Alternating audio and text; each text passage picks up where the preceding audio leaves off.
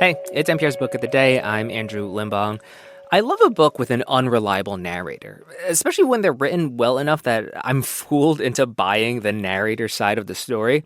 Thriller author Paula Hawkins is no stranger to unreliable narrators. Her latest novel is The Blue Hour, and it's about a recently deceased artist living alone on a hard-to-reach island. And like any good thriller, as the book unfolds, so do secrets and lies. In this interview with Here and Now's Deborah Becker, Hawkins talks about how she's fascinated by the stories we tell ourselves, and that we all are, in some ways, unreliable narrators of our own lives. That's coming up.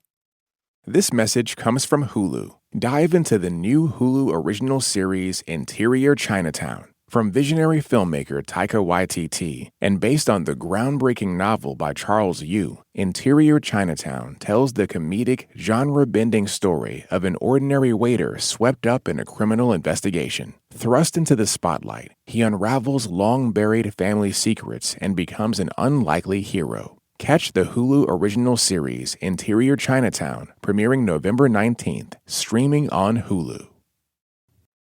The writer Paula Hawkins is perhaps best known for her 2015 thriller The Girl on the Train, which was adapted into the hit film starring Emily Blunt.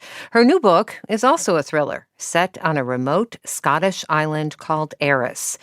Though it's the idyllic backdrop for a reclusive artist, it's also the setting for secrets, lies, the dark side of people, and murder. The book is called The Blue Hour, and Paula Hawkins joins us to talk about it. Welcome. Thank you very much. Great to be here. So your novel centers around Vanessa Chapman, an artist who made Eris, the island, her home. She's just died, but a piece of art that she left behind has raised some questions because it contains a bone that might be human. Where did this idea come from? Well, I knew I wanted to write about an artist, and I knew the setting, I knew the island, but I needed something to get this plot moving. And I had this idea that Vanessa would make art from things that she found while she was walking on her island or on the beach or what have you. And I had read an article about how deer's ribs and human bones are often mistaken. People think they found human remains when actually it's a deer's rib because apparently they look very similar to the layperson. It sort of struck me that that was actually a great way into the book, that if I could put this bone in an artwork which is enclosed in glass so it's not easily verifiable, you could have this mystery, and that would lead you to the island and into the wider story. So how did you know that you wanted artist in remote island? Like, let's go back then. If you didn't know bone, how did you know artist in island? The island I had been thinking about for a long time. I'd been on holiday actually in France, doing some walking on the coast of Brittany, and there are lots of these little tidal islands there, so islands that are cut off when the tide comes in. And I remember walking out on the sands and going towards one of these little islands and seeing that there was just one little house all alone on this island. And I just felt that sort of little tingle at the back of your neck with that, the start of something. And it was such a perfect location. It's beautiful, it's remote. There are kind of locked room possibilities because you could get trapped there or you could, want to reach it and not be able to. But also I was just intrigued by the idea of what kind of person would want to live in a house on an island that's cut off from the mainland twice a day. And it struck me that actually it would be a great place for an artist to live. Someone who might be drawn by the landscape, but also by this idea of freedom and solitude. I wonder, do you often look at places and say, this would be an easy place where someone could do somebody harm? I do. And it's not as easy to get away with murder anymore, I don't think, which is a good thing, I think, for society at large, but it makes life a little bit more difficult for crime writers because there's so much CCTV around and everyone's got phones and there is this thing about everyone sort of watching what everyone else is up to all the time. So when you're in these remote places, your imagination can sort of run wild and you can see how you might be able to get away with something and where you might be able to conceal a body, for example. Now, we're not going to have any spoilers in this conversation because your novel is full of surprises, but I think we can say that the book does get into questions that have been in your previous books about narratives, right, that people cling to, secrets. Well, what do you think draws you to these themes? I'm always interested in the stories that we tell about ourselves. People often refer to my characters as unreliable narrators, and the hill I will die on is that everybody is an unreliable narrator, all of us, essentially. No matter how much we want to sort of present the truth about who we are and where we've been and what we've done, we don't actually, our memories are so fallible, we don't remember things perfectly. And so we are always sort of constructing a narrative about our upbringings, our lives, what our intentions, all those things. And yet that becomes very, very central to our identities. And it's always interesting to me that there is that disparity between the story you tell about yourself and what is really true in these books, where I'm putting people in extreme situations and taking characters to extreme. People are very frightened or very angry or possibly, and that's where you can where things can start to fracture and inconsistencies in those narratives that you've built up might start to emerge. Mm-hmm.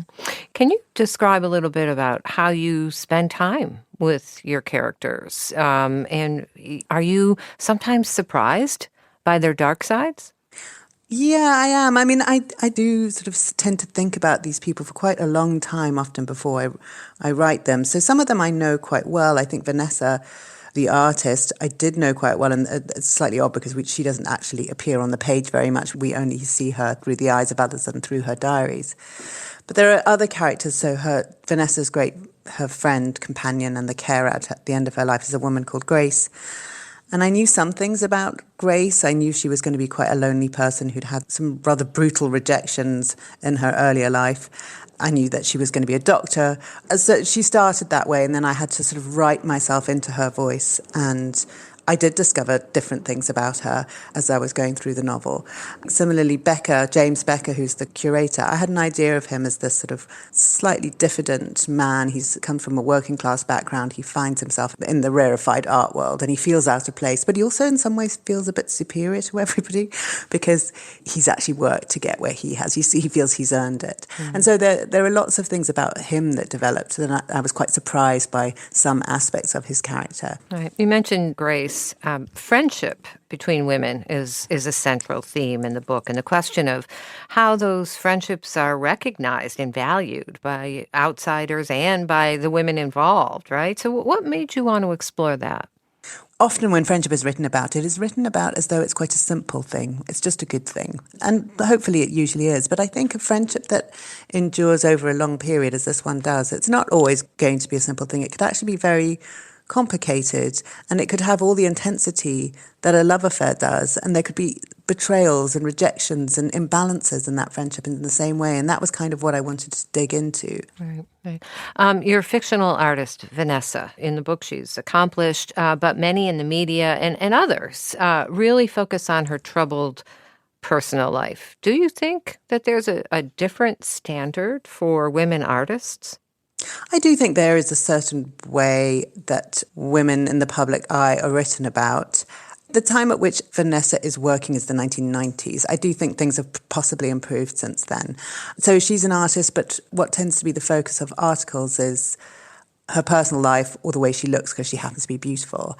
And when she sort of bridles against this, she's described as difficult and temperamental. And so because she isn't pleasing, because she just doesn't smile and make nice with journalists, she's described in a very particular way. And I do think that was true at the time. It may still be true now, that it's not good enough to just be good at what you do. You also have to smile and be nice. Is that true for women writers too? I think sometimes. And I think I think a lot of women are really conditioned to do it. So we do smile and make nice. And a woman who doesn't stands out. Right.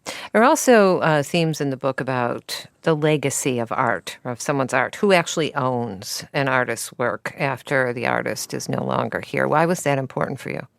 What I was interested in is not so much just the ownership of the artwork, but this is a person who's left behind letters and diaries, and the content of those diaries is not just about her process, her artistic process, it's also her personal life. And so the ownership of those becomes disputed. I'm always interested in who gets to tell the story, and that's one of the central conflicts of the book, is that Grace, the friend, thinks that she should keep those pieces because she's the one who is closest to Vanessa and she's the one who understands her. She feels that Vanessa's story is hers. And then James Becker, the curator, he's the expert on her work, and he believes that, of course, it should be him who gets to tell the story of who Vanessa was and what her art means. And it's that interpretation of what the artist intended and where the work comes from and what the work really means. So who is the person that gets to tell that story? And that was the bit I was really interested in. Right. I wonder, I couldn't help but think while I was reading the book, do you think anyone is capable of murder? I think for someone to murder, there has to be this confluence of all sorts of different factors. And it'll be a terrible confluence of factors. And I think for most people, that's hopefully never going to happen to them. So I'd like to say, no, I don't think not everyone is capable of it, but possibly more people than we think. Okay. Well, Paula Hawkins' new novel is titled The Blue Hour. Paula Hawkins, thanks so much for being with us. Thank you.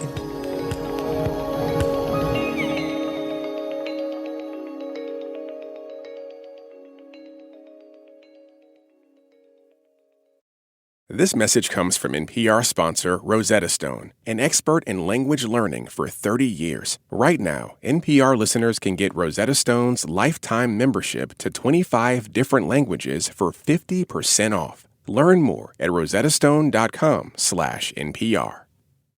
This message comes from NPR sponsor Merrill. Whatever your financial goals are, you want a straightforward path there. But the real world doesn't usually work that way. Merrill understands that. That's why, with a dedicated Merrill advisor, you get a personalized plan and a clear path forward. Go to ml.com/bullish to learn more. Merrill, a Bank of America company. What would you like the power to do? Investing involves risk. Merrill Lynch, Pierce, Fenner & Smith Incorporated, registered broker-dealer, registered investment advisor, member SIPC.